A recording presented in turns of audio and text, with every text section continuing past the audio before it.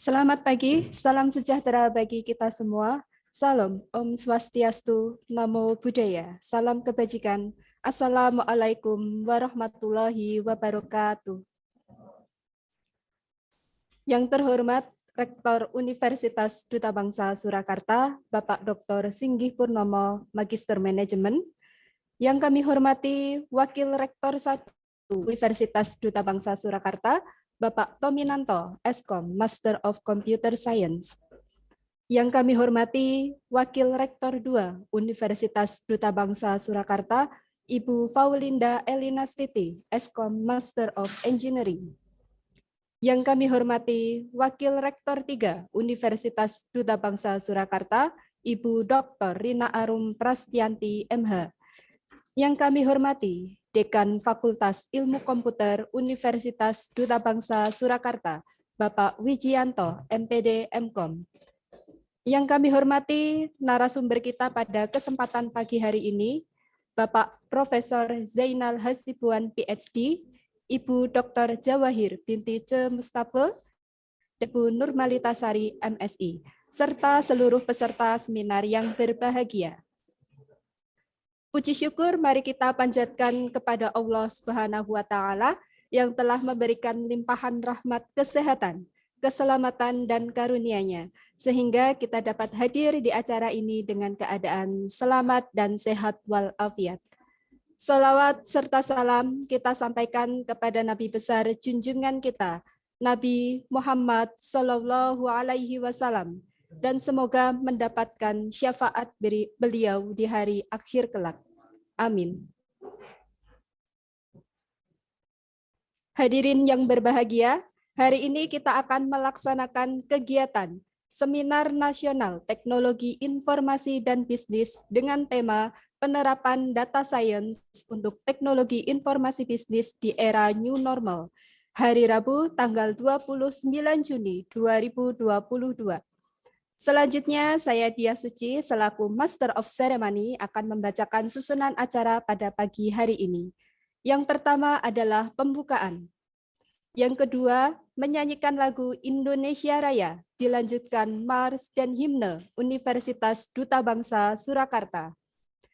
Yang ketiga, doa. Yang keempat, laporan Ketua Panitia Seminar.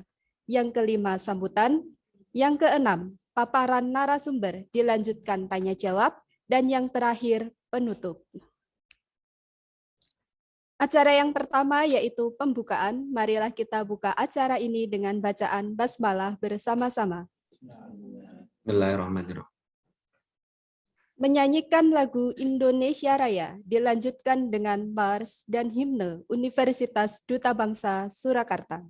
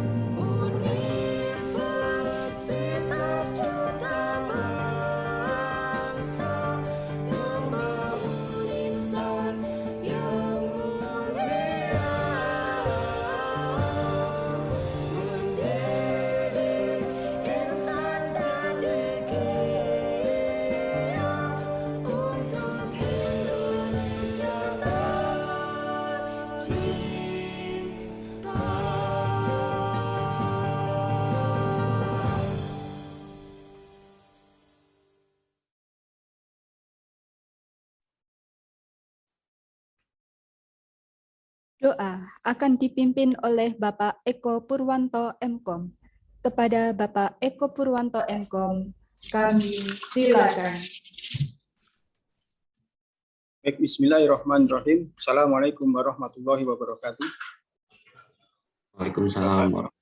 Bapak Ibu hadirin sekalian, sebelum acara pada pagi hari ini dimulai, marilah kita menundukkan kepala sejenak, berdoa memohon pada Allah Subhanahu wa taala, Tuhan yang Maha Kuasa, agar acara pada pagi hari ini bisa berjalan dengan lancar. Izinkan saya untuk memimpin doa dengan cara agama Islam. Bagi Bapak Ibu hadirin sekalian, mohon berkenan untuk menyesuaikan sesuai dengan agama dan keyakinan masing-masing. A'udzubillahi minasyaitonirrajim. Bismillahirrahmanirrahim. Alhamdulillahirabbil alamin. Hamdan syakirin, hamdan na'imin, hamdan yuwafi ni'amu wa yu'afi umayyidah. Ya Rabbana lakal hamdu kama yang bagi li jalali wajhikal karim wa adi musultanik. Ya Allah, ya Tuhan kami, segala puji bagimu, pemelihara alam semesta. Segala puji atas karunia dan kenikmatan yang Engkau limpahkan kepada kami. Segala puji atas keagungan-Mu, segala puji atas kemuliaan-Mu dan kekuasaan-Mu. Allahumma sholli wa sallim ala sayyidina Muhammadin wa ala alihi wa ashabihi ajmain. Asyhadu an la ilaha illallah wa asyhadu anna Muhammadan abduhu wa rasuluh. Ya Maliku ya Kudus, kami agungkan nama-Mu karena hanya Engkau-lah Tuhan kami. Hanya kepadamu kami bersujud, hanya kepadamu kami bersyukur, dan hanya kepadamu kami memanjatkan doa. Ya Rahman, ya Rahim, iyyaka na'budu wa iyyaka nasta'in. Hanya kepadamu kami menyembah, dan hanya kepadamu kami memohon pertolongan. Ya Rabbana, hari ini kami berkumpul dalam kegiatan Seminar Nasional Teknologi Informasi dan Bisnis dengan tema Penerapan Data Science untuk Teknologi Informasi Bisnis di Era New Normal. Berdiskusi mengurai pikir untuk memberikan sumbangsih terbaik bagi bangsa ini. Karenanya ya Allah, lancarkanlah acara kami ya Allah, berkahilah acara kami ya Allah, penuhilah pertemuan ini dengan kebaikan dari awal hingga akhir nanti ya Allah. Bukalah pikiran kami ya Allah, lenturkanlah lidah kami ya Allah, dan berikanlah kepada kami ide-ide cemerlang untuk membangun bangsa ini ya Allah. Ya Allah yang maha mengetahui yang gaib, bimbinglah kami dengan hidayah-Mu, berkahilah kami selalu dengan takdir-Mu, dan jadikanlah hati kami selalu ridho dengan pemberian-Mu. Rabbi shrahli sadri wa yassirli amri wahlul 'uqdatan min lisani yafqahu qawli. Ya Tuhanku, lapangkanlah dadaku dan lancarkanlah lidahku, serta mudahkanlah urusanku. Allahumma arinal haqqo haqqo warzuqna tiba'ah wa arinal batila batila warzuqna ijtinabah. Ya Allah, tunjukkanlah kepada kami bahwa yang benar adalah benar dan berikan kepada kami kekuatan dan kemampuan untuk menjalankannya, serta tunjukkanlah bahwa yang salah adalah salah dan berikan kepada kami kekuatan dan kemampuan untuk meninggalkannya. Rabbana atina fid dunya hasanah wa fil akhirati hasanah wa qina adzabannar. Ya Allah, ya Tuhan kami, limpahkanlah kepada kami kebahagiaan di dunia dan di akhirat, dan hindarkanlah kami dari azab api neraka-Mu. Wassallallahu ala Muhammadin wa ala alihi wa ashabihi ajmain. Subhana rabbika rabbil izzati amma yasifun wa salamun alal mursalin walhamdulillahi rabbil alamin. Assalamualaikum warahmatullahi wabarakatuh.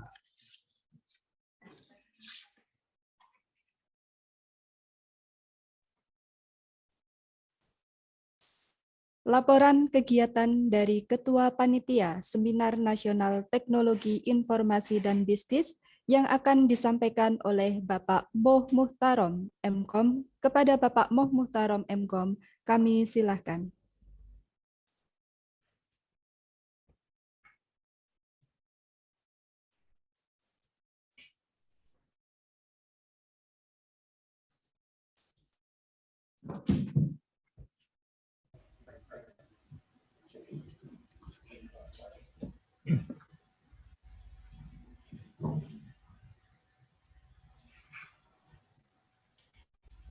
Bismillahirrahmanirrahim.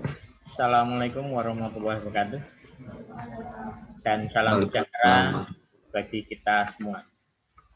Yang saya hormati Bapak Rektor Universitas Duta Bangsa Surakarta yang pada hari ini diwakilkan oleh Warek 1, Bapak Tominanto, Eskom MTS.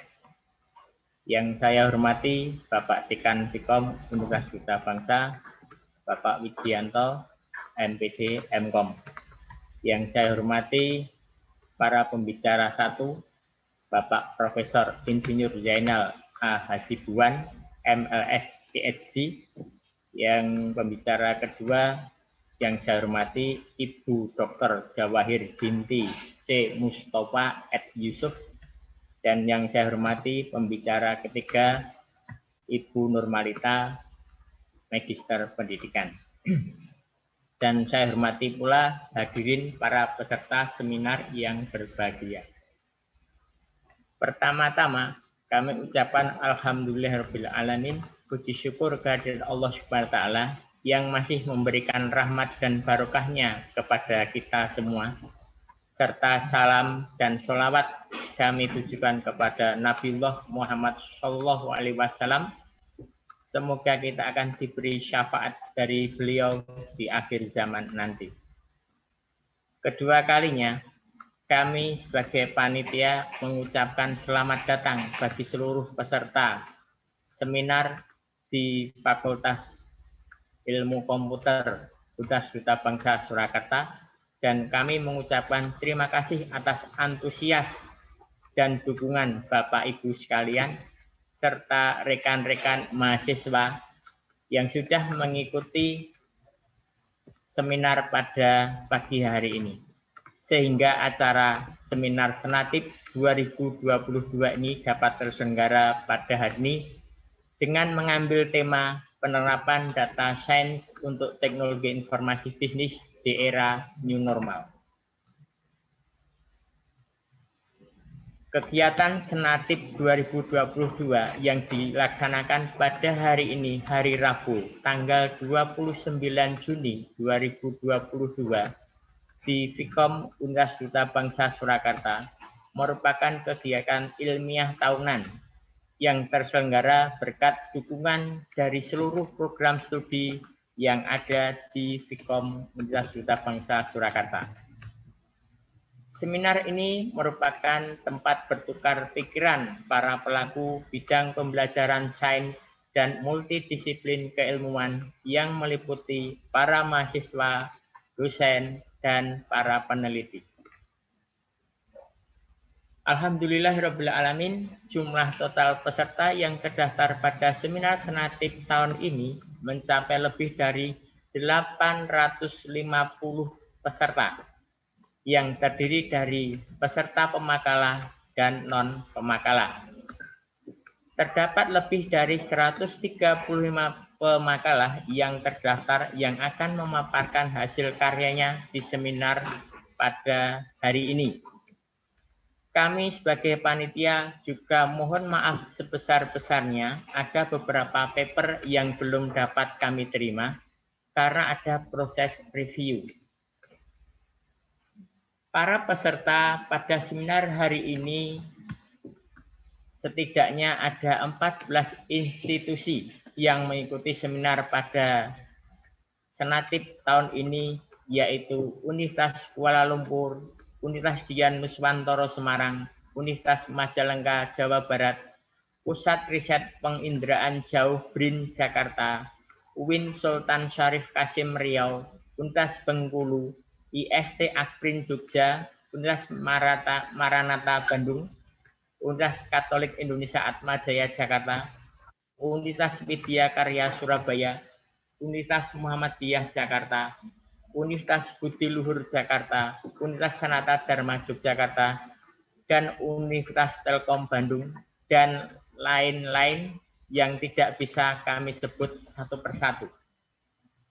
Pada seminar ini, topik-topik yang akan kita sampaikan oleh para presenter atau pemakalah cukup beragam dan terbagi menjadi 9 area bidang ilmu, yaitu data science, article intelligence, sistem informasi, keamanan sistem informasi, web dan mobile application, e-learning, e-business, manajemen, dan entrepreneurship. Sebagian besar dari topik-topik para peserta merupakan hasil penelitian dan inovasi dari para peserta sendiri. Kami selaku panitia mengucapkan terima kasih kepada seluruh pihak yang telah mendukung dan membantu terselenggaranya acara Senatip Pikom 2022 ini, terutama para panitianya dan para peserta seminar ini yang tidak bisa kami sebutkan satu persatu. Insya Allah amal panjenengan semua akan menjadi amal jariah di akhirat nanti. Jazakumullahu khairan katsira. Kami juga sebagai panitia memohon maaf bila sekiranya terdapat kekurangan di dalam penyelenggaraan seminar ini, dan semoga kegiatan seminar ini dapat bermanfaat bagi kita semua. Demikian laporan yang bisa kami sampaikan sebagai panitia Senatip tahun ini, dan kami ucapkan selamat mengikuti Senatip 2022 dari awal hingga akhir. Matur nuwun dan terima kasih. Wassalamualaikum warahmatullahi wabarakatuh. Kami kembalikan ke pembawa acara. Terima kasih Bapak Mustarom. Demikian laporan kegiatan dari Ketua Panitia. Kami ucapkan terima kasih atas laporannya.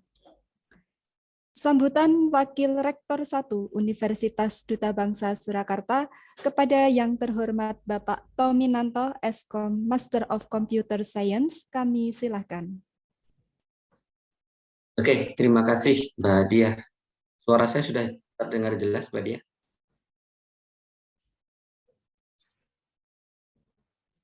Oh, Mbak Dia, suara saya sudah terdengar jelas? Oke, sudah terjelas Bapak Omi, sudah jelas. Ya, tadi sempat agak putus-putus. Bismillahirrahmanirrahim. Assalamualaikum warahmatullahi wabarakatuh. Waalaikumsalam warahmatullahi wabarakatuh. Yang terhormat Bapak Ibu narasumber dalam seminar Senatip hari ini. Yang pertama ada Profesor Zainal Azibuan atau yang akrab dipanggil dengan Prof. Wito. Selamat pagi Prof.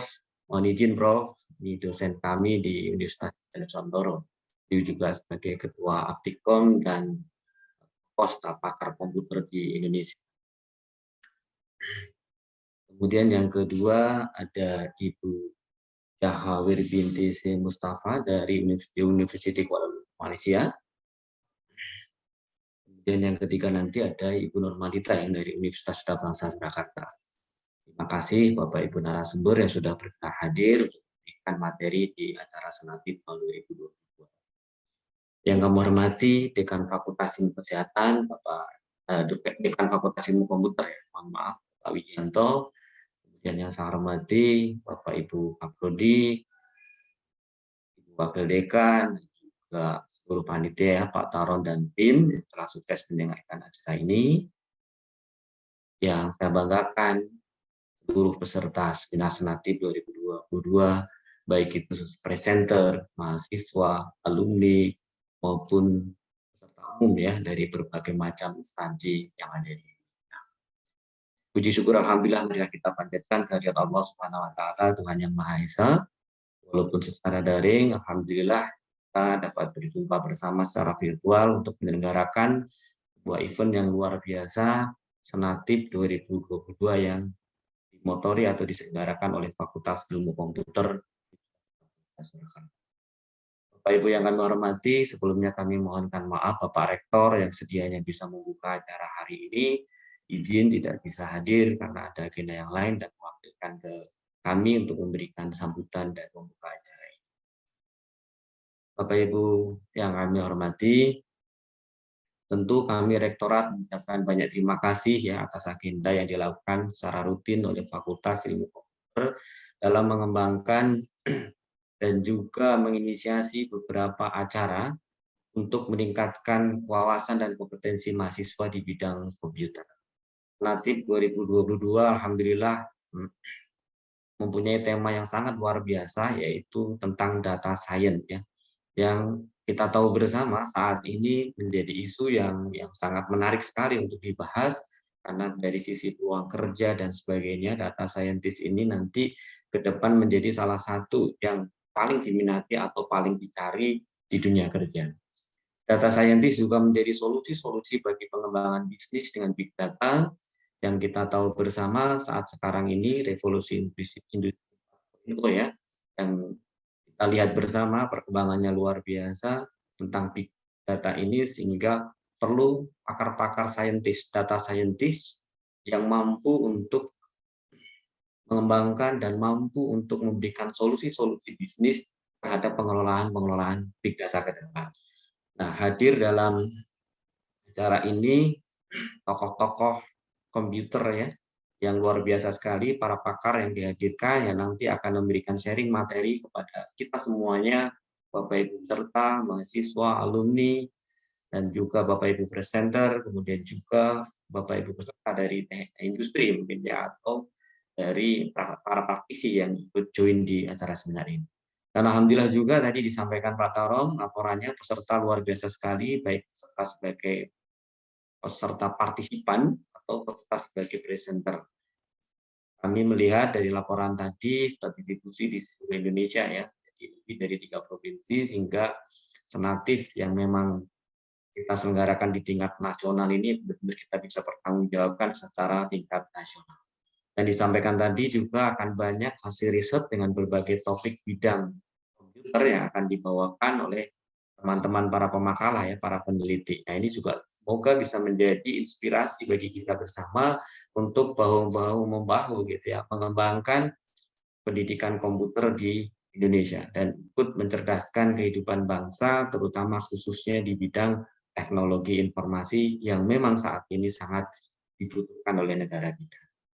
Bapak Ibu yang kami hormati, sekali lagi kami ucapkan terima kasih yang sebesar-besarnya untuk Fakultas Ilmu Komputer, Bapak Ibu panitia, dan juga terkhusus terima kasih yang luar biasa kepada Bapak Ibu narasumber yang sudah berkenan meluangkan waktu untuk hadir dan sharing pengetahuan ilmunya di acara seminar ini.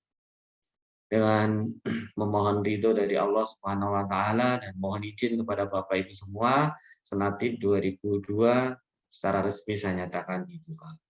Semoga acara ini berjalan dengan lancar, diridhoi oleh Allah Subhanahu wa taala dan memberikan manfaat bagi kita semuanya.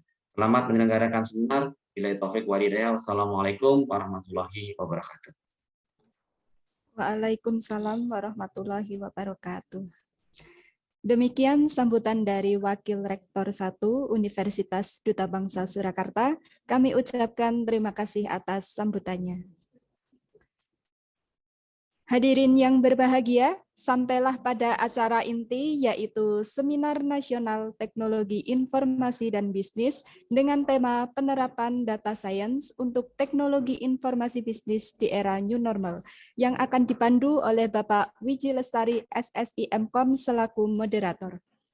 Sebelumnya saya akan membacakan kurikulum vitae moderator kita pada seminar pagi hari ini. Nama lengkap Wiji Lestari SSI MKOM, pendidikan S1 bidang ilmu fisika di Universitas Gadjah Mada Yogyakarta dan S2 program beasiswa unggulan BPKLN Kemendiknas di Universitas Dian Nuswantoro Semarang, bidang ilmu teknik informatika. Beliau adalah dosen informatika di Universitas Duta Bangsa Surakarta sejak tahun 2010 sampai dengan sekarang. Demikian sekilas kurikulum vitae dari Bapak Wiji Lestari selaku moderator seminar pagi hari ini.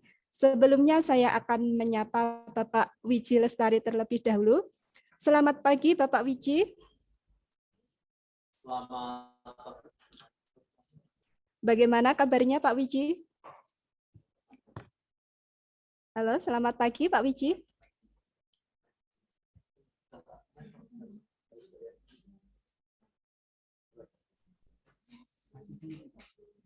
Mohon maaf Pak Wiji untuk Selamat pagi. Selamat pagi Pak Wiji. Bagaimana kabarnya Pak Wiji? Alhamdulillah baik. Apakah sudah siap Bapak Wiji Lestari? Insya Allah siap. Baiklah Bapak Ibu, Selanjutnya kami silakan kepada Bapak Wiji Lestari untuk memandu acara seminar pagi hari ini sekaligus diskusi dan tanya jawab. Kepada Bapak Wiji Lestari kami silakan.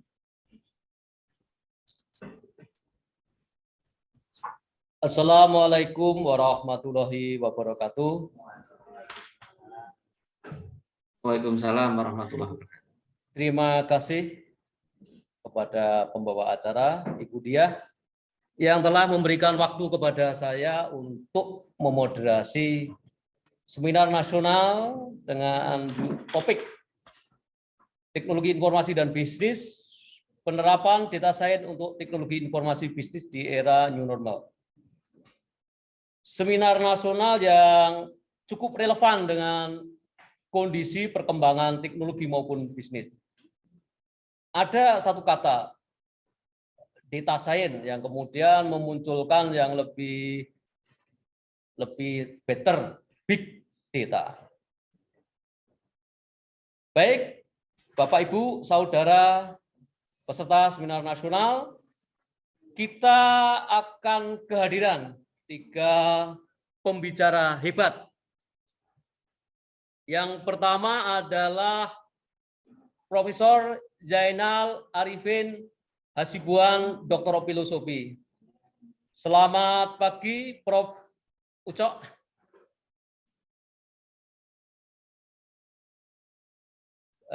Kayaknya beliau sudah hadir ya. Kemudian yang kedua nanti ini jauh dari negeri jiran, Dr. Jawahir binti C. Mustafi. Kemudian yang ketiga nanti adalah pembicara kolega kita, yaitu Ibu Normalita Magister Sains. Beliau adalah dosen Universitas Duta Bangsa.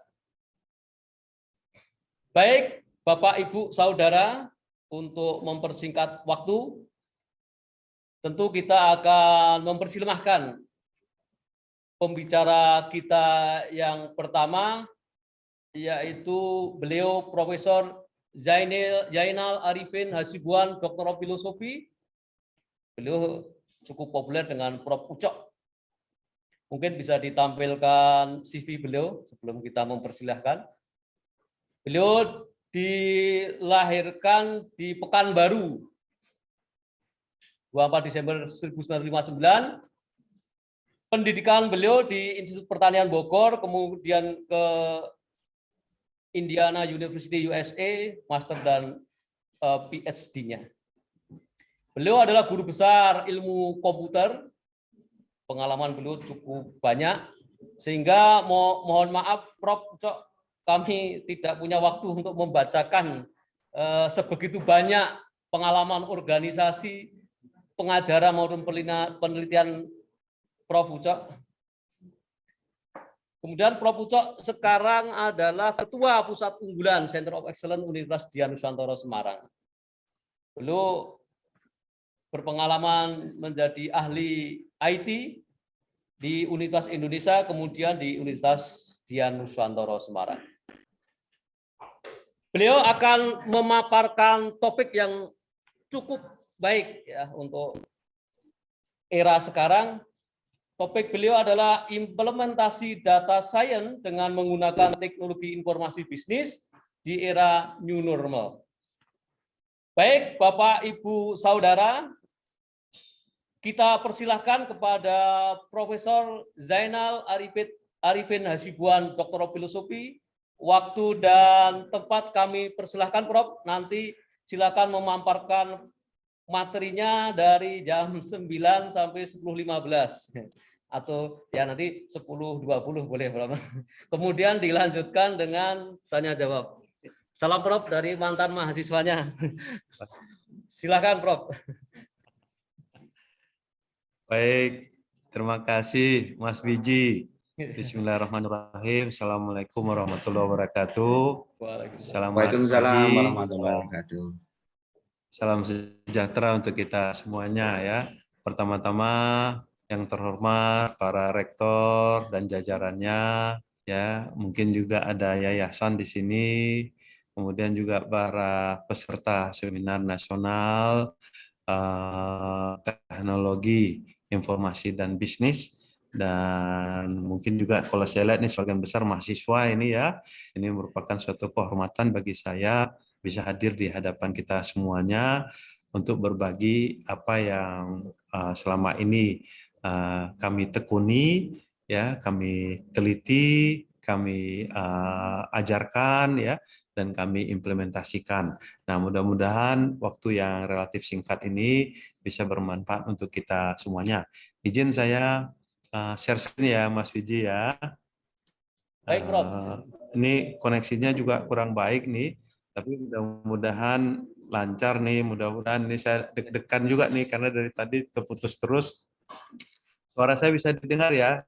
Bisa, Prof. Oke gitu, Mas Wiji. Oke. Kalau bisa suara saya didengar. Oke, Prof. Baik. Jadi ada sedikit perbedaan dengan tema, hanya meluruskan saja. Saya ambil judul dari pemaparan saya ini, implementasi data science dengan menggunakan teknologi informasi bisnis. Jadi teknologi informasi bisnis ini adalah teknologi, kalau di Google itu juga ada berupa namanya program studi gitu ya, di era new normal. Ini bagus sekali judulnya karena memang langsung yang kita hadapi pada saat ini nih ya. Nah, di sini mohon maaf juga saya itu kalau buat materi itu kadang bahasa Inggris, kadang bahasa Indonesia. Saya lupa ini nih seminar nasional jadi bahasa Indonesia gitu jadi. Jadi tadinya saya awali alur pikirnya itu ya dengan bahasa Inggris, nggak apa-apa ya. Jadi mohon maaf kalau bahasanya campur-campur. Kita mulai nih, selalu di awal itu kita samakan persepsi kita. Apa yang dimaksud dengan data science ya? Ini penting supaya kita nggak kemana-mana nih definisinya. Nah, kemudian bagaimana data science itu bekerja? Ya, memang terkesan istilah data science itu baru gitu ya, tapi sebenarnya ada asal muasalnya begitu.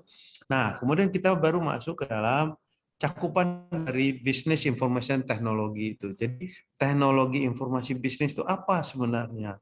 Itu ya teknologi ya.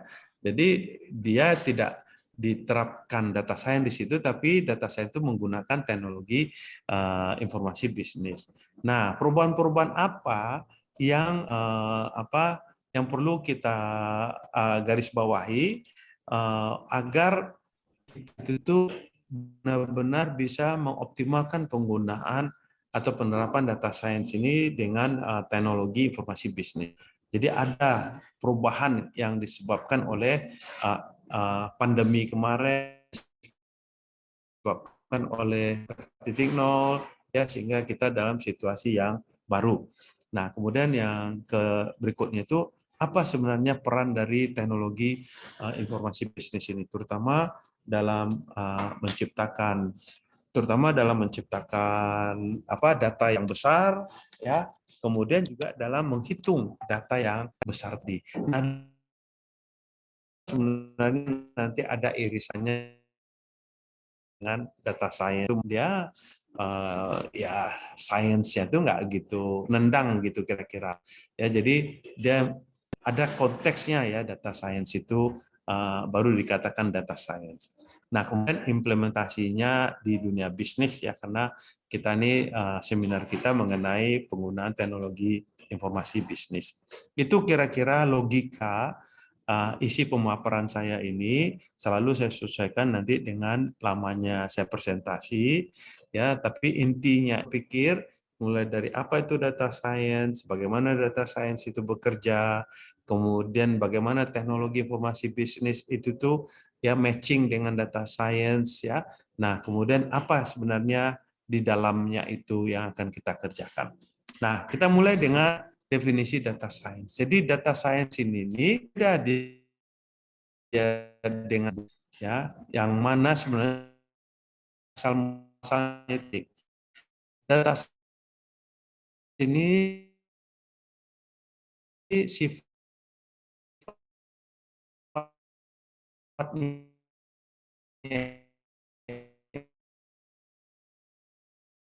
itu ter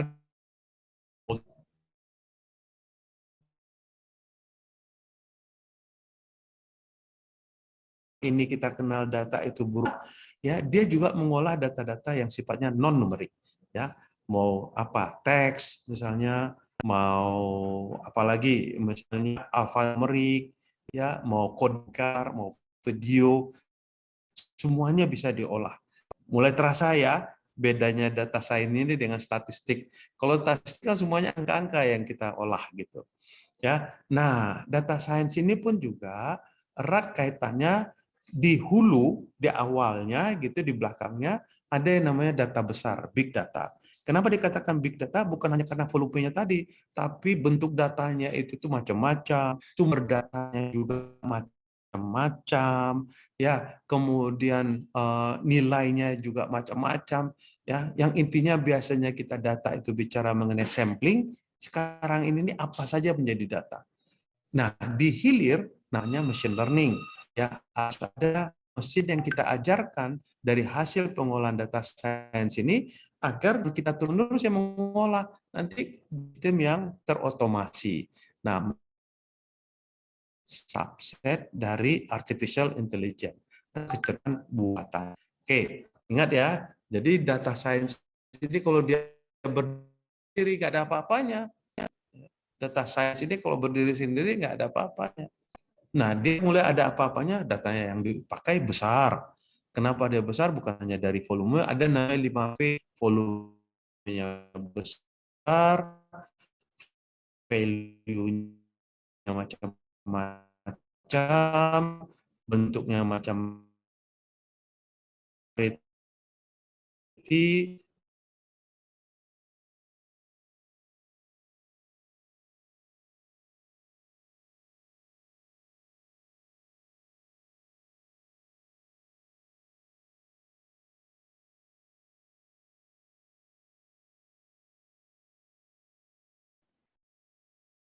Terputus ya Pak Wiji, Prof. Uca.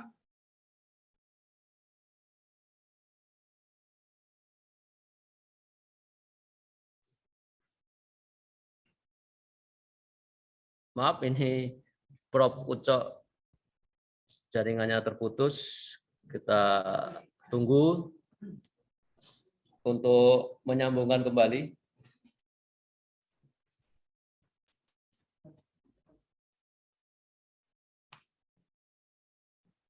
Mohon maaf Bapak Ibu Saudara, ini kayaknya ada masalah jaringan pada Prof. Ucok, sehingga kita tunggu sebentar.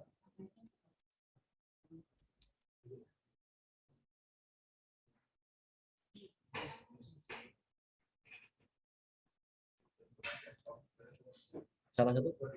Coba Bu Dwi. Oh ya.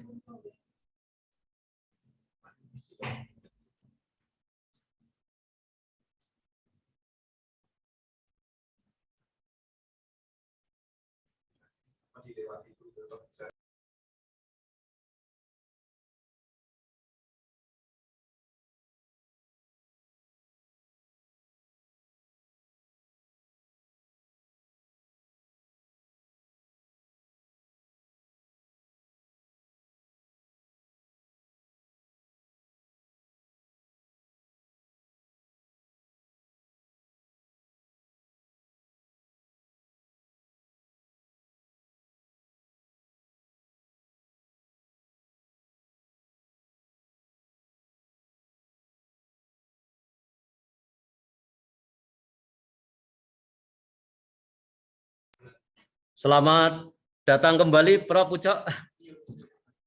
Oh ya, mute, masih mute.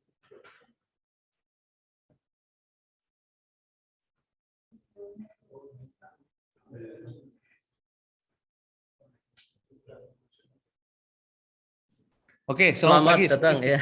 Selamat pagi Prof. Itu nggak bisa di mute, di unmute ya. Baik, izin saya lanjut ya Pak Mas Wiji ya. Silakan Prof. Oke, ini oke. Saya share screen lagi. Nah, jadi kita masuk tadi ke definisi data science ya, yang mana merelaksasi kita. Kalau dulu statistik itu hanya angka-angka, ya, kemudian datanya sampling, namanya data science ini kita go beyond angka-angka. Angka-angka masuk, Kemudian juga kita go beyond sampling data karena semuanya menjadi data, ya. Nah, jadi nanti komputasi yang akan memilihkan kepada kita mana yang relevan, mana yang tidak relevan. Nah, jadi kalau kita lihat data science ini, nah ini menariknya, ya, dan juga ini terkait nanti dengan tema seminar kita. Dia terkait dengan bisnis, dia terkait dengan pertanian, dia terkait dengan sosial politik, lingkungan, pendidikan, bahkan dari bulatan-bulatan ini nih di dalam itu semuanya ada pengaruhnya, misalnya pendidikan dengan kesehatan, ada pengaruhnya pendidikan kesehatan dengan bisnis misalnya, ya. Keterkaitan itu semuanya bisa kita lihat gitu. Nah, jadi di sisi lain kita hidup nih di revolusi industri 4.0 yang pada intinya teknologi kita sekarang ini udah berubah nih. Sekali lagi ya, teknologi kita sudah berubah, ya. Teknologi di revolusi industri 4.0 itu yang dominan itu ada 8. Mulai dari artificial intelligence, kemudian ada yang namanya IoT, Internet of Things, ada yang namanya blockchain, ya, ada yang namanya robotik, augmented reality, virtual reality, 3D printing, bahkan sekarang tambah lagi metaverse, ya. Jadi teknologi udah berubah.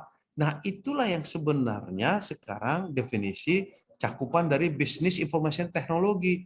Jadi teknologi informasi bisnis itu tidak lagi televisi, tidak lagi radio, tidak lagi handphone jadul gitu ya. Nah, ini yang mau kita juga bongkar, apa kaitannya dengan data science? Nah, semua ya teknologi informasi bisnis yang kita hadapi, kita gunakan smartphone-nya Anda gitu ya, itu semuanya berkontribusi kepada penciptaan data yang besar, ya. Nah, makanya di sini nih ditambah lagi satu lagi, kita itu tidak hanya dipaksa oleh kemajuan teknologi 4.0 tadi, tapi dikasih musibah yang mendatangkan berkah.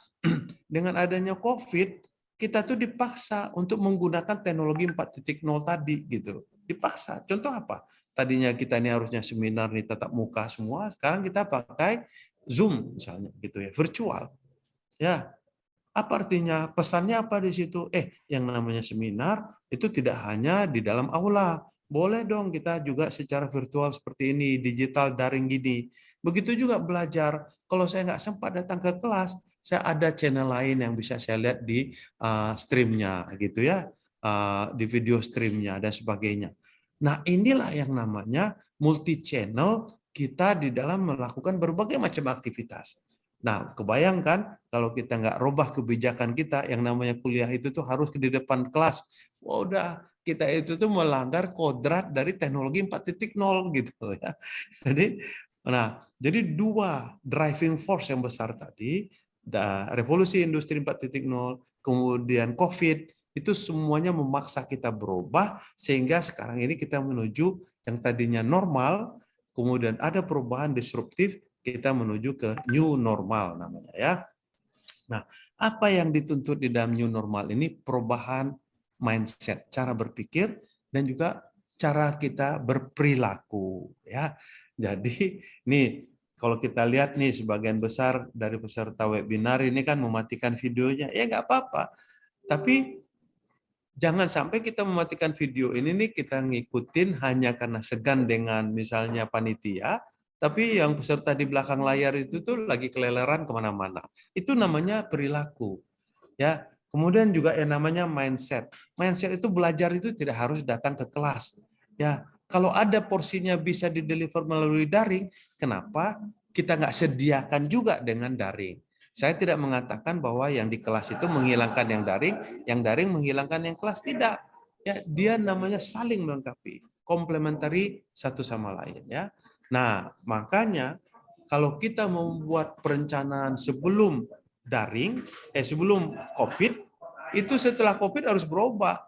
Ya, banyak strategi-strategi kita itu tuh udah nggak jalan begitu ya, dan harus kita rubah, harus kita sesuaikan.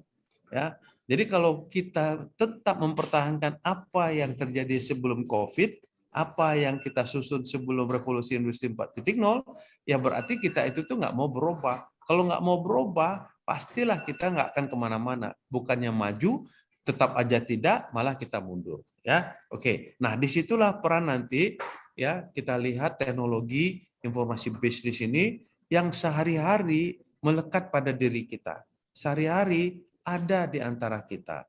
Ya, sehari-hari itu kita gunakan. Tapi kita ya kepeduliannya atau kesadaran kita berbeda-beda. Saya pakai handphone ya karena saya bisa berkomunikasi, saya bisa WhatsApp, padahal banyak hal yang bisa kita gunakan go beyond di situ. Nah, antara lain yaitu mengcapture semua kegiatan-kegiatan kita tadi. Kita punya keluarga, kita punya pendidikan, kita punya pekerjaan, kita punya teman, kita punya binatang peliharaan, kita punya hobi dan sebagainya. Tanpa kita sadari, kalau kita pindahkan atau tanpa kita sadari semuanya ini sudah kita pindahkan ke dalam bentuk digital. Misalnya apa? Ya, lihat aja di Facebook kita, apa isinya? Pasti mengenai teman kita, pasti mengenai kesukaan kita. Lihat aja di WhatsApp, di grup WhatsApp kita, apa yang kita posting? Ya pasti sesuatu yang mungkin kita siang nanti mau kemana, kegiatan apa segala macam ya. Nah, bagi kita itu bukan data, tapi bagi pemilik aplikasi WhatsApp, Facebook itu data. Ya. Nah, jadi jangan marah kalau data-data kita itu tuh dipakai sama mereka. Karena apa? Loh, sudah kelihatan kok mereka itu tuh menyediakan tool dan kita gunakan toolnya. Ya suka-suka mereka dong mau diapain begitu ya. Nah, ini juga sering kesalahan yang sering kita kok data saya dipakai loh, salah kita sendiri, kita menggunakan sosial media yang publik kok gitu ya, bukan private dan sebagainya ya. Nah, kita lihat nih perubahan yang mendasar, terutama langsung saya masuk ke bisnis. Sekarang ini orang yang terkaya di bisnis transportasi taksi, tidak satu pun dia punya armada taksi. Siapakah dia? Uber. Ya. Sekarang ini nih orang yang terkaya di bisnis perhotelan, tidak satu pun dia punya hotel. Ya, siapa dia? Airbnb. Nah, yang lebih ngeri lagi di Netflix ini nih. Sekarang ini nih orang yang terkaya di bisnis perfilman, dia tidak punya aktor, dia tidak punya production house, ya dia nggak punya apa-apa. Ya, siapa dia? Dialah Netflix. Nah, jadi tinggal Anda yang mau jadi entrepreneurship, Anda mau menjadi orang terkaya di apa, ya di titik misalnya Anda mau menjadi orang terkaya di bisnis ikan, tidak perlu Anda punya kolam ikan, tidak perlu Anda punya ikan. Lihat aja Gojek. Emangnya si Mas Nadim itu tadi punya ojek dia? Tidak. Dia orang terkaya di bisnis Gojek, dia tidak punya armada ojek. Ya. Nah, itulah perubahan yang paling mendasar di dunia bisnis sekarang. Jadi Anda punya peluang besar untuk membangun ya entrepreneurship-nya Anda dengan menggunakan teknologi informasi bisnis sini, dan data berperan dan data science sangat berperan di situ. Nah, yang berubah lagi apa? Cara bekerja. Jangan lagi nih, ini makanya nih saya banyak melihat anak-anak muda sekarang udah nggak mau jadi pegawai negeri. Kalau dulu di zaman saya ditanya Anda mau jadi apa? Mungkin 95% semuanya menjadi pegawai negeri kan. Sekarang enggak, Anda harusnya menjadi entrepreneur. Ya, karena apa? Cara bekerjanya itu sudah enak. Anda nggak perlu datang jam 8, pulang jam 5. Anda boleh bekerja kapan saja. Ya, Anda nggak perlu punya kantor karena Anda boleh bekerja di mana saja. Banyak tuh sekarang penyedia co-working space ya. Kemudian Anda nggak perlu sopan santun untuk belajar ya, untuk mengajar gitu karena lagi makan Anda nggak bisa bekerja. Sekarang ini Anda boleh bekerja bagaimana saja, lagi makan kek ya, bagi di tengah keluarga kek ya, segala macam boleh. Nah, itulah bentuk perubahan-perubahan yang dipaksakan kita harus adopsi karena revolusi industri 4.0 dan juga karena ini tadi COVID tadi ya, musibah COVID. Nah, cara belajar juga begitu. Boleh kita tetap muka, tapi jangan hanya itu saja dong. Boleh dong ada yang sinkronus, ada asinkronusnya, ada yang terekam, ada video streamnya. Karena kebetulan saya mesti menjaga ibu saya yang lagi sakit, saya nggak bisa datang ke kampus. Tapi saya berhak untuk mendapatkan pendidikan. Sediakan semua channel-channel pembelajaran. Itu yang bagus, itu yang dicari. Itu yang namanya responsif terhadap masyarakat 5.0. Nah, lihat nih. Anda menonton film, Anda membaca jurnal, Anda belanja, ya semuanya itu terekam ya. Anda pergi ke dokter semua itu terekam. Kita kira itu tuh nggak data, padahal itu data ya, dan itu bisa distrukturisasikan, bisa kita analisa, dan dari analisa ini kita mendapatkan ide-ide yang banyak, namanya insight. Nah, inilah dasar dari data science ya. Nah, data science itu mengolah data apapun, misalnya struktur, tidak terstruktur, diskrit, continuous, formal, informal, yang dari manusia, yang dari mesin, dari sumbernya single maupun multiformat, semuanya diolah. Ya, nah gimana mengolahnya? Nah itu nanti mungkin kita buat sesi khusus ya, gitu ya. Tapi pada intinya inilah sebenarnya yang membuat data science itu lebih bermakna ya. Datanya besar, datanya macam-macam ya. Nah apa itu sebenarnya data science-nya? Kita lihat di sini. Pada dasarnya data science itu mengekstrak pengetahuan dan insight dari data yang macam-macam tadi.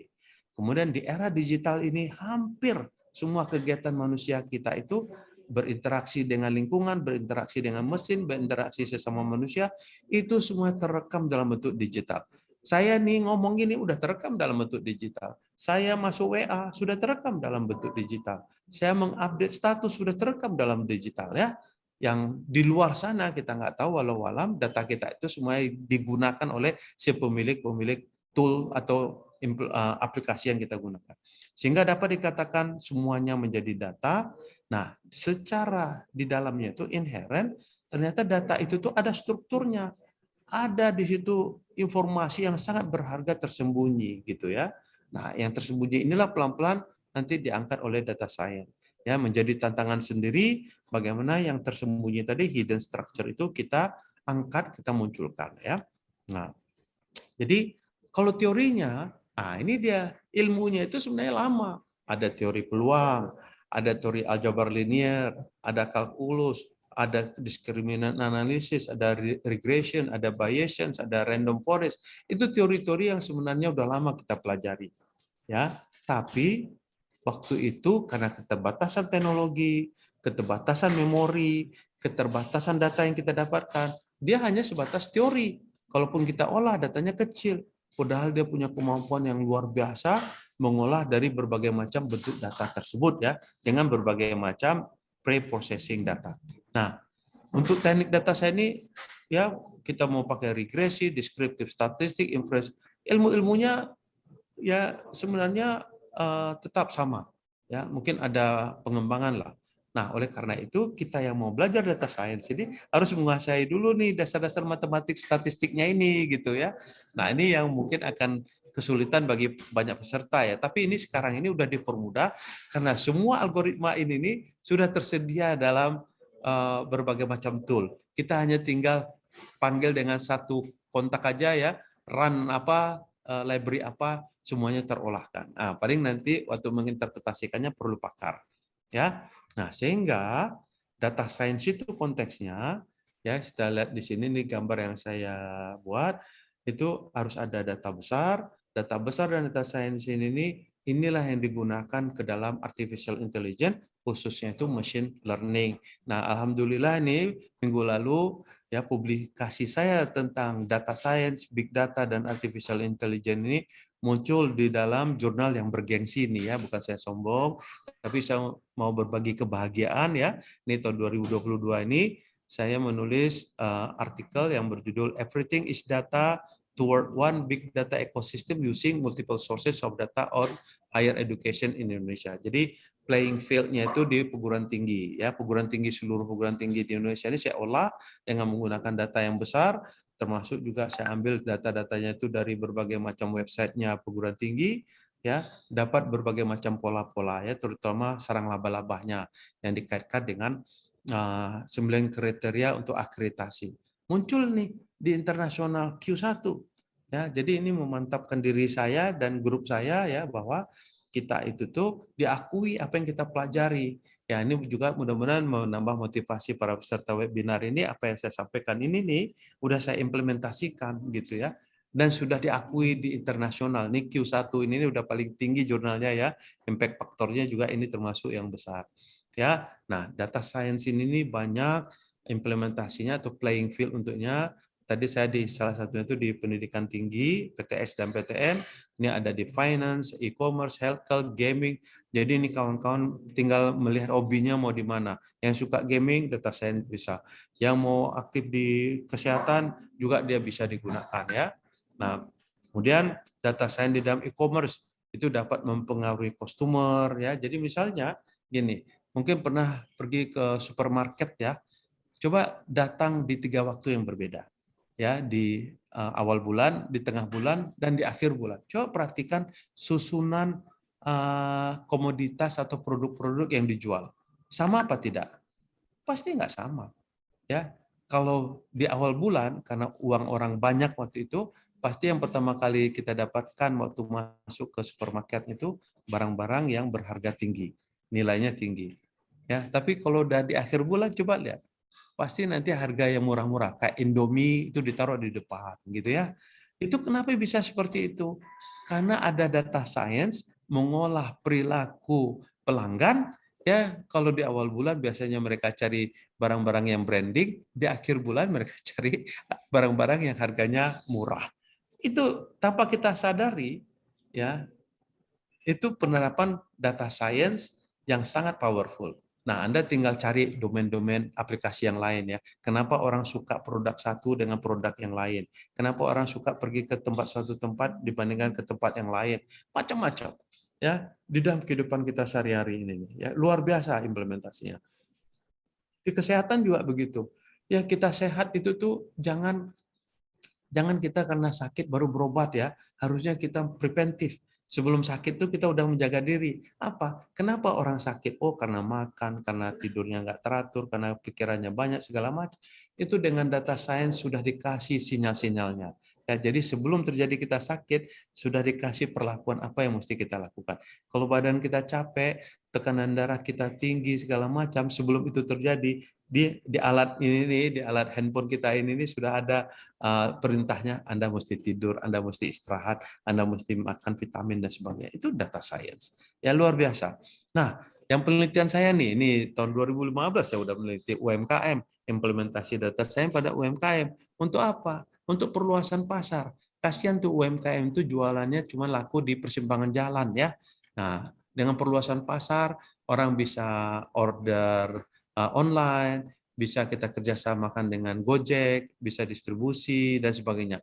Ya, termasuk pengurangan biaya operasional, peningkatan produktivitas, semuanya dengan menggunakan data science. Sampai sekarang saya masih terus melaksanakan penelitian ini ya.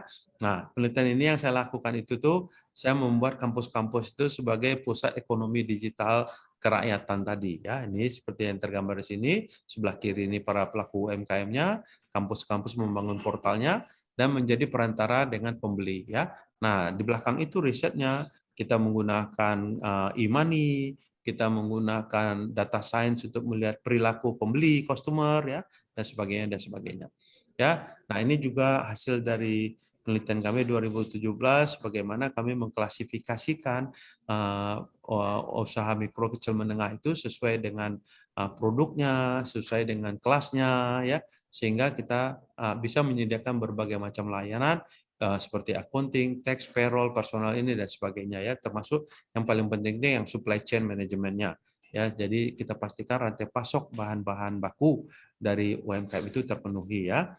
Nah, ini contoh-contoh kita melakukan klasifikasi ya, dengan kita melihat pola-pola seperti ini, kita tahu apa yang mesti kita lakukan pada suatu UMKM.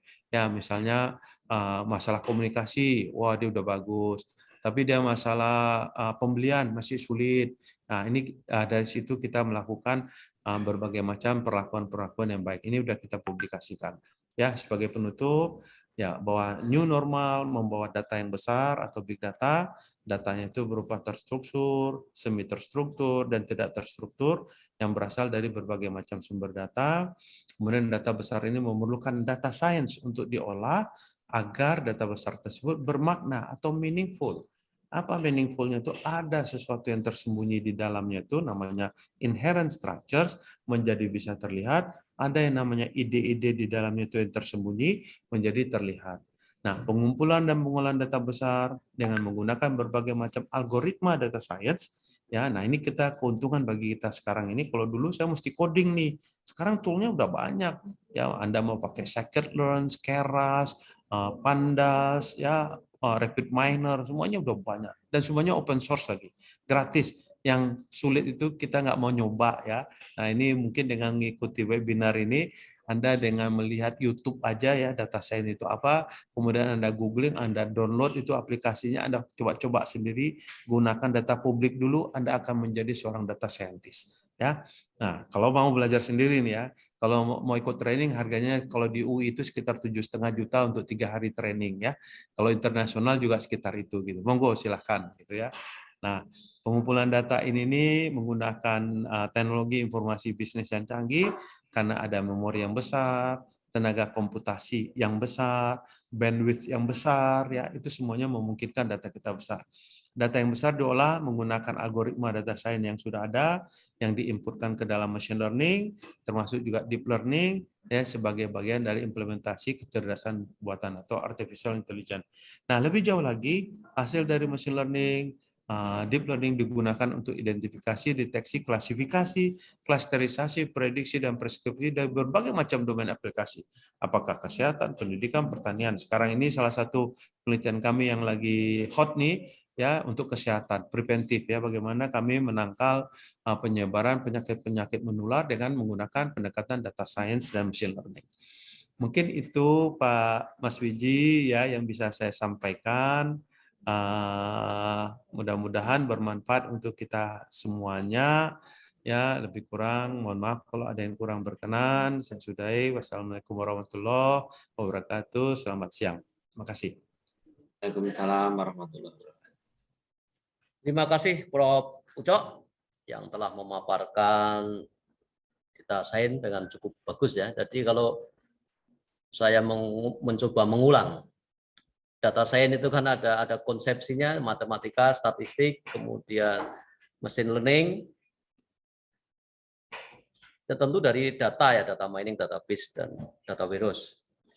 Tetapi bagi mahasiswa atau kita yang tidak suka matematika, tersedia banyak tool.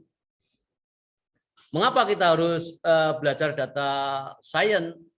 Mengapa kita harus belajar data science? Karena tadi sudah dipaparkan oleh Prof. Ucok betapa banyak aplikasinya di bidang-bidang non computing yang kita hadapi sehari-hari. Kemudian ada juga menimbulkan evolusi dari kehidupan kita. Baik, Prof. Ucok, ini adalah sesi kami untuk mendapatkan ilmu lebih dengan sesi tanya jawab. Kepada Bapak, Ibu, Saudara, kami persilahkan untuk raise hand jika, nah tentu kita harapkan bertanya ya, ini data science adalah topik yang cukup menarik. Mas Marta mungkin bisa membantu saya untuk menangani penanya. Mohon kesediaan Prof untuk nanti menjawab pertanyaan dari penanya. Saya persilakan Bapak, Ibu, Saudara untuk mengajukan pertanyaan kepada Prof. Ucok. Ini waktunya cukup banyak ya untuk kita diskusi, Bapak, Ibu, Saudara. Ada sekitar 30 menit mungkin.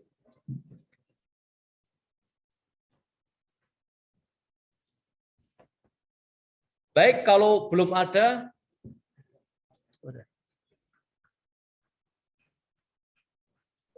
Dari saya Pak Wiji. oh monggo Pak Tominanto, ini juga mahasiswa Prof. Ucok ini. Silakan Pak Tominanto. Ya, baik. Terima kasih Pak Wiji. Selamat siang Prof. Sehat selalu Prof. Ya Prof. Ucok, jadi kangen sekali sama beliau Prof. Ucok nih. Jadi Prof, menarik sekali yang disampaikan Prof. Ucok, dan terima kasih ya Prof sudah berkenan sharing materi dengan Universitas Surakarta Prof. Saya ini Prof tentang sekuritas data Prof, yang isu yang juga beredar tentang big data, data science, dan saat ini sedang marak-maraknya itu sebenarnya adalah aspek privacy data ya Prof ya. Jadi itu menarik sekali menurut saya, dan di negara kita ya termasuk Indonesia ini kan keamanan data itu belum menjadi prioritas ya Prof untuk ditangani secara mendalam. Pandangan saya ya Prof, mohon maaf kalau nanti salah. Nah, mohon ya, informasi dan juga arahan dari Prof Uco bagaimana kita bisa menjaga privasi data di era yang seperti ini gitu Prof. Supaya privasi kita, data kita dan lain sebagainya itu bisa secure, bisa aman gitu Prof. Karena isu yang beredar kan banyak sekali, tiba-tiba muncul nih data kita di mana-mana dipakai ABCD gitu Prof. Ya, mohon pencerahannya Prof. Matur nuwun Prof. Oke, makasih Mas Tommy. Jadi mengenai privacy ini ada tingkatan-tingkatannya ya. Nah, terutama mengenai data-data pribadi. Sebenarnya kita sendiri ya banyak apa ya, tanpa kita sadari dengan menggunakan sosial media itu udah kita bongkar semua data pribadi kita gitu loh. Jadi kalau kita menuntut privacy di situ, loh yang kita sendiri kok meletakkannya di tempat umum gitu ya. Jadi saya bahkan itu tanggal lahir misalnya banyak tuh di Facebook.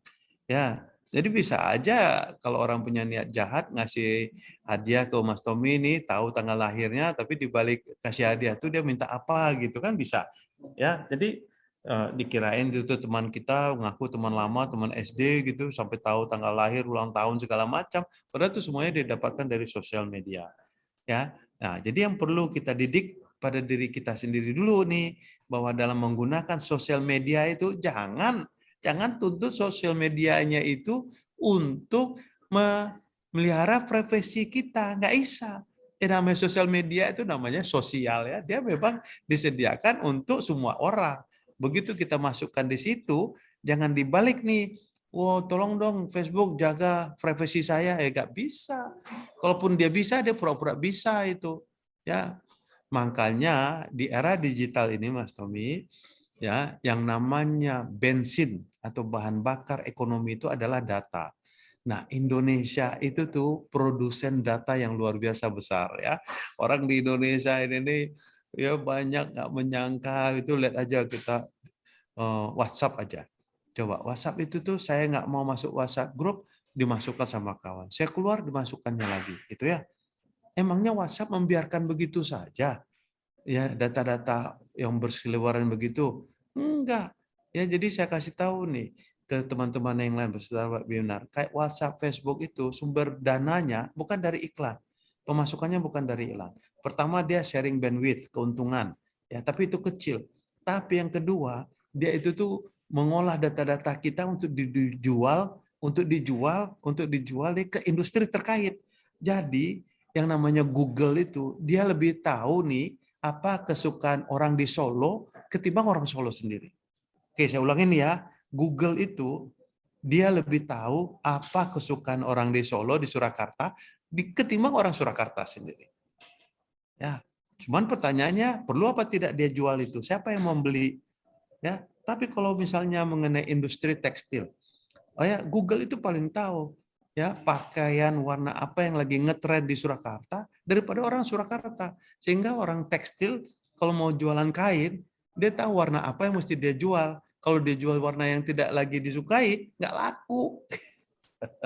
Nah, jadi dia paket-paketin seperti itu di belakang layar, itulah penghasilan terbesar dari sosial media ya. Jadi nanti kita di kesempatan lain kita berdiskusi ya kenapa sosial media itu tuh sahamnya naik terus. Emangnya membuat aplikasi itu gratis? Tidak. Tapi pemasukannya dari mana? Kita pakai Facebook nggak bayar. Kita pakai WhatsApp nggak bayar. Yang bayar itu bandwidth-nya. Ya, nah pemilik bandwidth itu berbagi keuntungan dengan aplikasi yang jalan di atasnya yang digunakan banyak orang. Tapi itu pun kecil. Yang paling banyak itu dia menjual data pribadi kita. Nah, kita tuntut untuk privasi. Lah uang kita sendiri kok yang naruh di situ? Ya. Nah, itu level yang pertama, pendidikan. Itu intinya di pendidikan. Hati-hati, jangan Anda taruh ya. Nah, tapi bagi saya yang memang untuk publik, misalnya materi ajar saya kasih ke publik. Ya. Rugi saya kalau nggak saya kasih. Karena apa?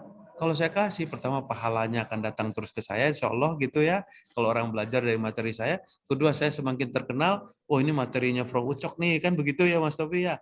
Nah yang ketiga, saya akan sering diundang seperti gini nih. Jadi bentuk iklan yang paling efektif itu taruh aja materi saya di Google di mana begitu. Wah pasti orang dan juga saya banyak mendapatkan mitra dari luar negeri itu karena melihat terutama yang publikasi saya gitu ya. Itu pun juga like Google Scholar segala macam kan terbuka semuanya. Gitu Mas Tommy. Jadi untuk privacy ini kita lihat layer-layernya, tingkatan-tingkatannya. Nah, yang perlu kita jaga itu misalnya kayak data-data, kita udah bangun tuh yang namanya security itu ada 7 layer sampai kepada critical infrastructures namanya yang paling besar ya. Misalnya listrik, air, ya itu adalah critical infrastructure. Jangan sampai itu di-crack orang, dihancurin orang, diracunin orang ya bisa sampai massal. Tapi kalau data-data pribadi itu levelnya pendidikan ya.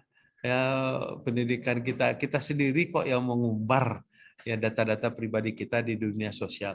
Kalau kita nggak ingin data pribadi kita diumbar begitu ya jangan gunakan sosial media ataupun gunakan harus hati-hati. Nah, kira-kira gitu Mas Tommy. Mohon maaf. Ya. Ini udah banyak nih pertanyaan. Matur nuwun Prof. Nggih, Ya, makasih. sami-sami Mas Tommy. Mas moderator boleh saya jawab yang diposting di chat? Oh boleh Bapak, boleh Prof. Tapi ini ada Muhammad Ridwan Prof. Sebentar Prof. Yang raise hand dulu Prof. Kita prioritaskan nanti kami persilahkan Prof menjawab yang di chat sambil saya bantu. Silakan Muhammad Ridwan tadi. Oh, Muhammad Ridwan? Oh belum jadi Prof. Baik Prof, yang di chat ada beberapa pertanyaan, boleh saya bantu? Atau biar saya bacakan aja Mas Widi, iya, supaya silakan, Prof. Ini. Ya, jadi pertama nih dari Mbak Nadia, apa saja tanggung jawab data scientist? Nah, ini tanggung jawabnya ya sebagai seorang saintis ya berbagi ilmu ya kalau tanggung jawab data scientist itu. Tapi yang jelas kalau dia mengolah data dan datanya itu memang mengandung unsur-unsur hukum gitu ya, kayak tadi mengenai penyakit gitu ya. Misalnya saya mengolah data mengenai rekam medis nih, ya hasilnya nggak boleh saya umbar ya, nanti ketahuan nih saya penyakit apa, Mas Tommy mengidap penyakit apa, Mas Wiji apa, nggak boleh ya. Itu namanya kode etik yang juga berlaku untuk yang lain. Ya, tapi pada intinya ya seorang data scientist dia itu tuh tugasnya ya adalah menggali data inherent structure ya, struktur yang tersembunyi di dalam data yang besar tadi. Apa struktur yang tersembunyi itu yang nanti bisa bermakna untuk bisnis kah, ya untuk kebijakan kah, untuk apa macam-macam lah.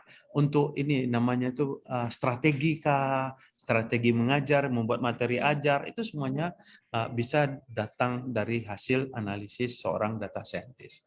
Gitu ya Mbak Nadia ya. Nah, kemudian yang Mas Yahya nih, keterampilan apa saja harus dimiliki oleh seorang data scientist? Oke, sebenarnya di bawah data scientist ini ada namanya data engineer. Karena scientist itu profesi, engineer profesi. Nah, data engineer itu dia harus bisa mengumpulkan data. Sebelum mengumpulkan data, dia harus bisa membuat instrumen pengumpulan data. Dia harus bisa membuat data set. Dan dia harus bisa mengolah data-data yang sifatnya deskriptif namanya. Cari rata-rata, ya cari standar deviasi, ya yang statistik biasa. Tapi naik ke data scientist, udah mulai dia. Kalau datanya itu klasifikasi, klasterisasi, Bayesian segala macam. Kenapa misalnya Mas Wiji ada di dalam satu forum dan pasti kemungkinannya itu berapa persen ada Mas Tommy misalnya. Itu semuanya itu tuh permainan data scientist. Banyak aplikasinya. Saya ambil nih contoh yang pernah saya kerjakan ya, membantu orang mendeteksi teroris. Kalau ada seseorang diidentifikasikan teroris, kita tinggal lihat aja dia sering sama siapa ini. Ya, misalnya dalam pesawat itu tuh siapa yang sering konsisten satu pesawat dengan beliau. Besar kemungkinan itu temannya. Nah, kalau itu temannya besar kemungkinan dia juga teroris misalnya, kayak gitu ya. Itu berapa besar kemungkinan dia sering muncul di tempat-tempat umum sama orang. Kan bisa kita pakai face recognition. Jadi banyak sekali yang bisa dilakukan. Nah, untuk yang tadi data scientist itu Anda harus tahu teori probability, ya Anda harus tahu teori matriks, ya Anda harus tahu aljabar linier, ya, Anda harus tahu kalkulus nih. Ya, kita belajar kalkulus ini banyak yang nggak ngerti. Turunan pertama untuk apa? Ayo, ada yang tahu nggak? Turunan pertama itu untuk apa? Ya, integral 1 untuk apa? Integral lapis 2 untuk apa? Ini banyak kita nggak tahu.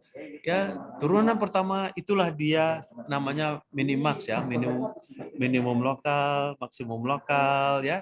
Nah, di situ kita dapatkan yang namanya titik belok perubahan ya. Nah, untuk integral lapis 1, lapis 2 kita dapat luas, dapat volume.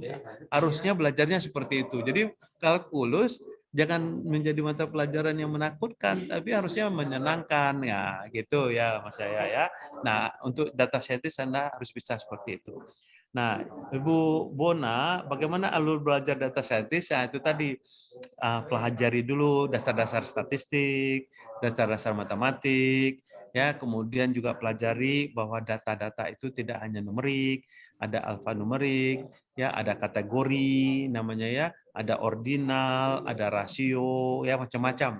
Nah, nanti baru gunakan berbagai macam teknik, mulai dari yang gampang itu cari rata-rata, mean, median, mode, standar deviasi, sampai kepada yang canggih tadi, regresi, log regression, SPM, ya, random forest, segala macam. Ya, nggak gampang belajar itu, tapi bisa belajarnya terbalik. Yang penting Anda gunakan dulu, nanti kita interpretasikan bersama-sama dengan para ahli, gitu ya Mbak Bona ya. Nah, Ibu Anissa, ya saya Anissa dari UIN Suskaryo. Apakah big data ini akan bekerja sama dengan blockchain? Betul ya. Jadi blockchain itu sebenarnya database yang besar, ya, database yang besar. Beda dengan data besar ya. Kalau data besar masih lepas. Kalau database yang besar atau general ledger dia ada link satu sama lain begitu ya. Nah, dia ada linknya, ada datanya di masing-masing simpul. Untuk kita melihat pola, untuk kita melihat kelas, untuk kita melihat kelompok ya, itu menggunakan data science komputasinya. Jadi bisa saling melengkapi begitu, Bu Anissa ya. Oke, mungkin saya berhenti sampai di situ dulu. Mas Wiji, ada yang ini angkat tangan atau apa? Atau saya Silakan, jawab ya. lagi semuanya nih? Cukup banyak nih. Silakan Bapak Ibu saudara peserta yang mau raise hand. Oke, jadi misalnya Triyono nih, lowongan pekerjaan untuk data scientist apakah sudah banyak? Waduh, bukan sudah banyak lagi. Paling banyak ini Mas Triyono. Ya, sekarang ini nih yang dicari itu tuh data engineer dan data scientist. Ya, bahkan Indomaret, Alfamaret itu mencari data scientist karena mereka ingin tahu ya orang yang datang ke Indomaret, Alfamaret itu beli apa dan kapan, berapa banyak, pembayarannya pakai apa, itu semuanya data scientist ya Mas Triyono ya. Sekarang nih lowongan pekerjaan paling banyak itu tuh adalah data scientist ya. Nah, Mbak Shelby nih apa nih? Bagaimana cara kami jika ingin belajar data science karena saat ini sebenarnya masih sulit untuk mencari materi. Aduh, di mana ya Mbak Shelby ini ya? Di Google aja dulu ya, di Google, di YouTube banyak, belajar sendiri. Belajar aja dulu yang 5 menit, 10 menit mengenai data science. Nanti boleh tanya saya gitulah Mbak Selvi ya. ya, memang ini mesti yang diajarkan mesti apa ya, mengajar mesti paham dan pernah mempraktekkan ya, nggak hanya teori. Kemudian apa nih Mas Bangun, bagi masyarakat awam dengan kemudahan medsos berpikir itu menjadi menguntungkan. Namun bagi yang paham dengan IT ternyata banyak juga yang merugikan. Bagaimana langkah-langkah kita untuk mengurangi terjadi kerugian? Ya ini pendidikan tadi Mas Bangun ya. Sadar nggak kita bahwa kita membuka diri kita dan itu menguntungkan orang lain. Dan juga yang namanya orang jahat itu nggak bisa kita atasin ya. Sampai dunia kiamat selalu ada orang baik, selalu ada orang jahat. Ya begitu dia lihat ini datanya Mas Bangun ini mengandung nilai ekonomi, data saya aja banyak kok. Orang ngaku-ngaku Prof, saya ini anak buahnya Prof. Saat ini saya sedang di tempat lelang. Ini ada lelang yang murah sekali nih mobilnya Prof. Tertarik nggak? Wah, saya sampai tertarik juga tuh. Kok tahu dia mau beli mobil gitu ya. Ternyata penipuan gitu ya. Wah, udahlah. Ya. Nadia, oke terima kasih. Ini Abdul Habib dari Penjelasan Pro mengenai sosial media ya yang secara tidak langsung menuntut kita untuk membuka profesi kita sendiri. Bukan menuntut. nggak ada yang menuntut, Anda sendiri yang memasukkan gitu ya. Sosial media itu dia hanya menyediakan tempat gitu ya Mas Abdul ya, jangan salah nih kata-katanya. Ini ya, yang secara tidak langsung menuntut kita untuk membuka frekuensi kita. Enggak, ya bukan menuntut kita. Kita itu sadar apa tidak dengan menggunakan sosial media itu ya banyak data-data frekuensi kita yang kita bongkar ya. Jadi kesadaran kita yang harus kita jaga gitu ya. Nah, izin bertanya Prof, apakah ada alternatif pengguna media sosial yang lebih private? Nggak ada. Ya kalau mau ada, ya namanya bukan sosial media namanya. Jadi sosial media, yaitu sosial ya. Kalau mau yang private ya Anda gunakan sistem tersendiri gitu ya. Namanya nggak sosial media lagi, Mas Abdul gitu ya. Tapi kan Anda suka pakai Twitter, pakai Instagram, pakai Facebook ya. Memang nyaman kok bisa hehe sama teman-teman gitu kan. Nah, sehingga ketahuan siapa teman Anda sukanya ngapain. Nah, itu kan hal-hal yang privacy. Ya, kalau Anda nggak mau itu ingin diketahui, nggak usah pakai sosial media. Intinya seperti itu, gitu ya. Oke. Nah, kemudian software apa saja yang akan digunakan sebagai, softwarenya banyak nih, toolnya nih Mas Ardi ya. Ada Scikit-learn, ada Keras, ada TensorFlow, ada Pandas, ya, ada Azure yang berbayar ya, banyak. Ya. Nah, kemudian apa perbedaan antara signifikan data scientist dengan data analis ya? Data analis itu di bawahnya data scientist ya. Analis itu misalnya berapa rata-ratanya, berapa nilai terkecil, berapa nilai terbesar, ya kenapa? Mungkin dia baru masuk kenapa ini penjualan naik atau turun dibandingkan bulan lalu. Tapi data scientist jauh lebih dari situ ya. Dia bisa prediksi berapa tahun ke depan, dia bisa gali faktor-faktor apa yang signifikan, apa yang tidak signifikan atau yang kurang signifikan ya. Banyak di situ Arlita ya detailnya. Kemudian dari Panji, apakah ada hukum yang bisa melindungi data scientist? Ini kayak mau membuat kejahatan aja, enggak lah ya Panji ya. Namanya scientist tuh dia kalau benar-benar saintis apapun dia kayak saya gini saintis nih ya harusnya berbuat baik gitu ya. Kalau hukum udah lain lagi ya. Dimas apa nih mau tanya apakah program Kominfo akan memblokir? Wah ini nggak tahu nih Kominfo nih ya. Ya saya nggak tahu tuh, sorry Mas Dimas ya. Saya Prof kalau kita memakai akun media yang fake account apakah privasi kita aman? Ya sama aja ya. Ini Anda mau pakai apa ya Anda melakukan fake Anda sendiri, bukan menipu orang lain, menipu Anda sendiri juga begitu. Mungkin itu Mas Wiji, terima kasih. Terima kasih Prof. Ucok. Tapi ini masih ada waktu, perkenankan saya sendiri yang mengajukan pertanyaan Prof. Saya teringat mata kuliah Prof tentang text processing. Nah, tertarik juga di kami ini juga apa ya riset tentang UMKM dan entrepreneurship kan juga pada berminat di kampus kami. Yang ingin saya tanyakan Prof, bagaimana riset tentang text processing, data science dan pengembangan UMKM? Karena kebanyakan tanda petik ya UMKM kan untuk apalagi dikaitkan dengan big data ya Prof ya. Itu kan mungkin teknologinya masih lower begitu. Jadi saya ulang lagi pertanyaan, bagaimana gambaran riset tentang data science, text processing atau natural language processing ya mungkin dengan UMKM. Terima kasih Prof. Oke, yang saya kerjakan ini Mas Wiji ya, saya mengambil berita-berita koran. Ya, saya ambil 1 bulan terakhir, 2 bulan terakhir, 3 bulan terakhir, 5 bulan terakhir. Ya, saya olah tuh semua teksnya. Ini datanya besar, saya dapatkan pola. Yang saya mau tuju apa? Suatu berita itu tuh bisa beralih ke berita lain itu karena apa? Contoh nih ya, saya tanya nih Mas Wiji, masalah COVID itu masalah kesehatan kah? Masalah politik kah? Masalah ekonomi kah? Atau masalah sosial? Masalah kesehatan kan? Nanti kalau ada di politisi ya sekarang itu kelihatan dari perjalanan waktu gitu ya, sehingga kita dapatkan nanti sumbernya di mana. Nah ketahuan nih mana berita yang otentik, mana yang tidak gitu ya. Nah sama halnya yang kedua yang saya gunakan ini untuk UMKM, UMKM ini masih sedikit sekali yang ada di web ya. Nah, saya ambil nih berita-beritanya di web ya, sehingga kita tahu, kita buat kategori, kita buat klasifikasi ya, UMKM yang laku itu dia jual apa dan apa kata-kata yang menarik bagi si pembeli ya. Kemudian juga jangkauannya bisa kemana ya, apakah lokal bahasanya, apakah nasional, apa internasional, seperti itu.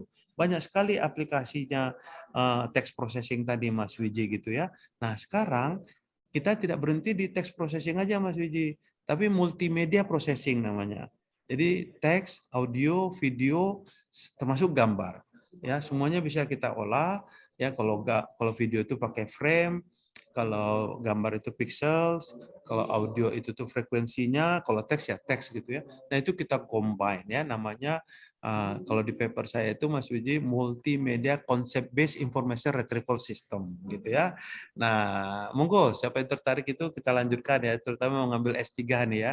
Saya di Udinus juga udah ada nih program S3-nya nih ya. Mas Wiji dari Udinus siapa? Dari S1 UGM, S2 Udinus, Prof. Iya, nah makanya kita pernah ketemu di Udinus kan. Iya. Yuk lanjut S3-nya nih Mas Wiji ya. Insya Allah. Monggo, silakan yang lain. Baik, ini masih ada waktu sekitar 5 menit. Jika ada yang raise hand aja ya, untuk yang chat nanti bisa email langsung ke Prof atau mengundang ya, mengundang Prof ini. Bisa mengundang online juga ya Prof. Silakan yang jika ada pertanyaan. Nih, Mas Bagus nih ada bertanya nih. Bagaimana silakan, pandangan Prof mengenai perkembangan serta implementasi data science dalam pemerintahan Indonesia? Wah, ini kan kemarin sempat rame nih, Pak Luhut datang ke UI nih. Kali ini Mas Bagus baca berita itu nih kali ya. Kita pakai data besar katanya gitu. Langsung ditanya mahasiswa mana datanya. Jadi ini saya nggak mau berpolitik nih Mas Bagus ya, tapi sekarang ini ngetrennya memang mau tak mau pengolahan data itu harus ke data science gitu ya. Dan permasalahan utama kita koordinasi antara satu instansi dengan instansi lain itu masih lemah gitu ya. Makanya di pemerintahan, di Kominfo ada drive, ada strategi yang namanya One Data. Mungkin pernah dengar ya, One Data. Nah, satu data itu tuh yang sudah terwujud, alhamdulillah namanya data peta dasar. Nah, yang kedua data kependudukan belum ya, walaupun sudah ada iktp gitu ya. Karena masing-masing institusi membangun data sendiri-sendiri.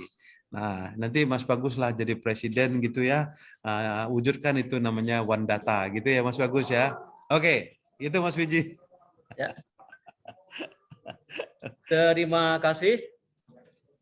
Saya persilakan kalau ada yang raise hand saja ya. Yang raise hand satu, kalau tidak ada langsung saya simpulkan. Begitu Prof. Mungkin Bapak Ibu Saudara yang mau mengajukan pertanyaan, Bapak Wijianto. Baik, Bapak Ibu Saudara, demikian tadi pemaparan yang cukup spektakuler dan cukup menarik untuk kita semua tentang banyak hal yang dapat kita serap dari pemaparan beliau Prof. Ucok. Yang pertama bahwa data science memang kita harus mengawali dengan pemahaman konsep. Ini terutama untuk mahasiswa. Jadi simpulan saya mungkin lebih saya tujukan untuk saudara-saudara mahasiswa ya. Jadi pertama konsep matematika, statistik, kemudian mesin learning menjadi penting.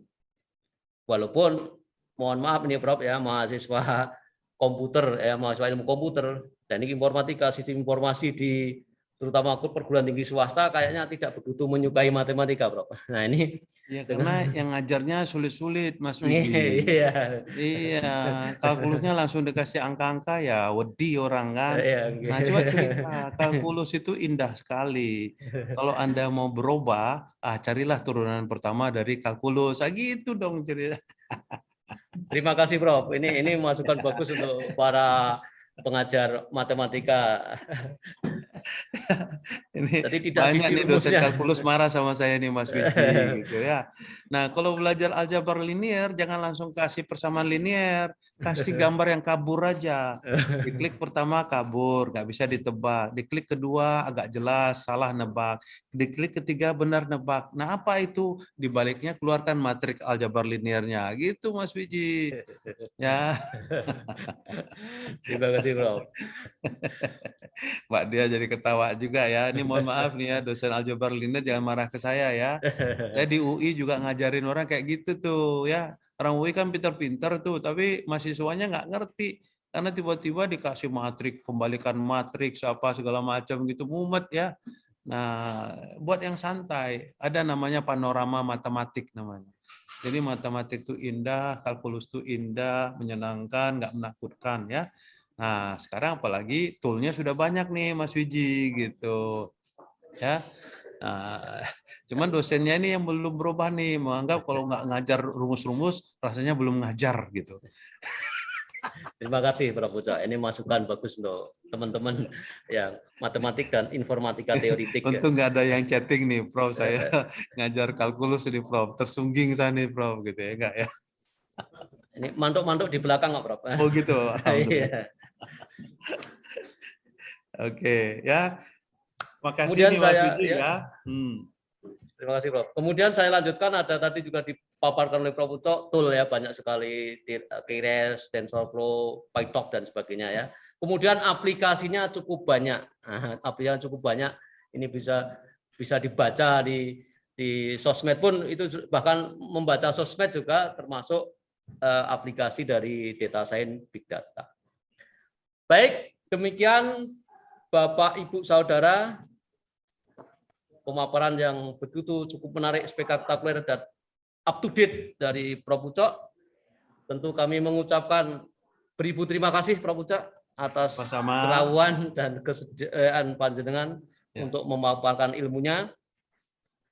Semoga ilmu yang Prof. Pucok sampaikan bisa kita ikuti dan tentunya kita kembangkan di kampus kami maupun di kampus yang lain. Saya izin undur diri ya Mas Wiji ya, semuanya ya. Ya, Mohon maaf. ya Prof, kami persilakan. Ya. Sekali lagi terima kasih. Ya.